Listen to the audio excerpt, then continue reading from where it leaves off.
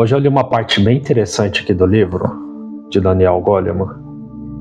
que ele vai falar sobre autoconsciência. E uma coisa que eu acho interessante é que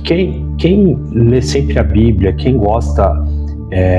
de assuntos da palavra de Deus, né, principalmente quando são assuntos assim ligados à própria vida, à existência, à nossa alma, a gente está sempre tentando fazer um link de tudo que aprende com a palavra, com a Bíblia. E não seria diferente aqui nesse assunto desse livro, que é Inteligência Emocional. Sobre a autoconsciência, a Bíblia vai afirmar o seguinte, que o Espírito de Deus é quem conhece as profundezas de Deus. E da mesma forma, o Espírito do homem é quem conhece as profundezas do homem. Ou seja, a nossa identidade, a verdadeira identidade que eu costumo falar, que somos nós em espírito, é aquele que conhece as nossas profundezas, os nossos anseios, os nossos sentimentos, a tudo que está dentro da gente, seja inconsciente ou consciente.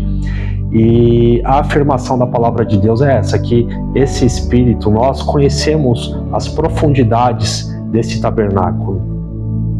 E o livro vai falar o seguinte, sobre a autoconsciência, que é a capacidade que a gente tem de parar e observar o que está acontecendo em um determinado momento.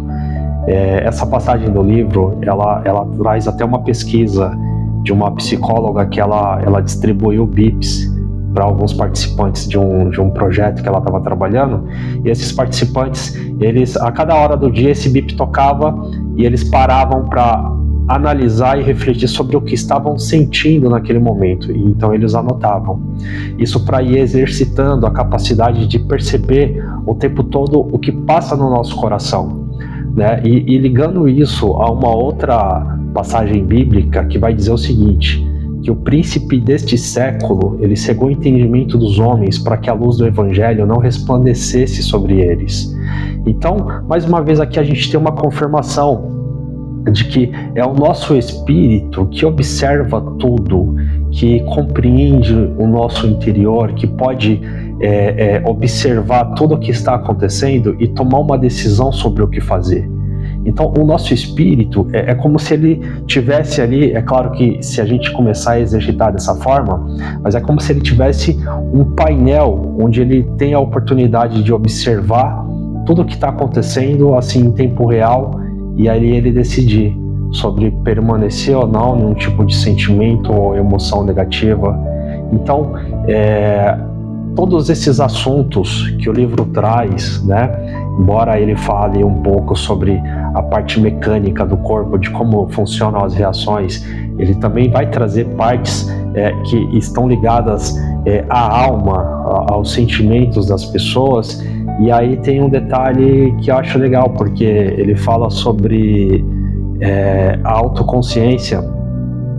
E assim, eu não sei, eu não tenho certeza, mas eu acredito que Daniel Goleman, ele não professe a fé em Cristo, né, a fé da Bíblia Sagrada. Então ele vai falar da consciência como um simples aspecto científico, embora a própria ciência ela não consiga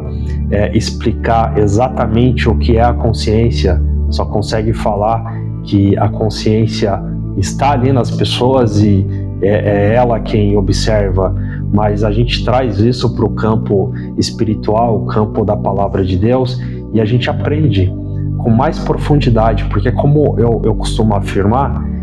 quanto mais você conhece de inúmeros assuntos seculares sobre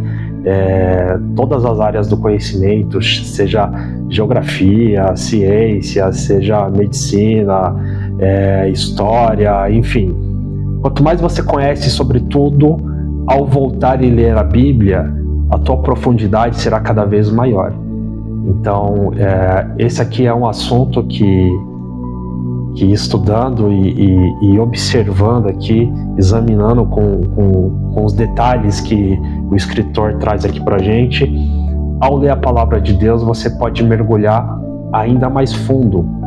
compreendendo ali o que estava sendo ensinado. E isso não era diferente, por exemplo, na época de Paulo, porque quando você ler o que Paulo fala e ler sobre a história da época de Paulo, a história dos gregos, dos romanos, você vê que Paulo ele era muito entendido, ele compreendia muito bem sobre os temas atuais daquela época. E, inclusive, ele adaptava esses temas à palavra de Deus. Esses temas faziam com que Paulo ele tivesse uma percepção ainda mais profunda que, por exemplo, os outros apóstolos tinham. Eu acredito que é por isso que Deus separa Paulo para ir evangelizar todo mundo conhecido, por conta dessa capacidade, essa mente aberta de compreender um pouco de tudo e adaptar e usar isso como ferramenta para se aprofundar e conhecer melhor a palavra de Deus, né? A Bíblia fala assim que por falta de conhecimento, aqueles que seguem a Deus, eles erram, eles pecam, eles padecem por falta de conhecimento. Então é muito interessante, é realmente algo que enriquece a gente como cristão, como ser humano,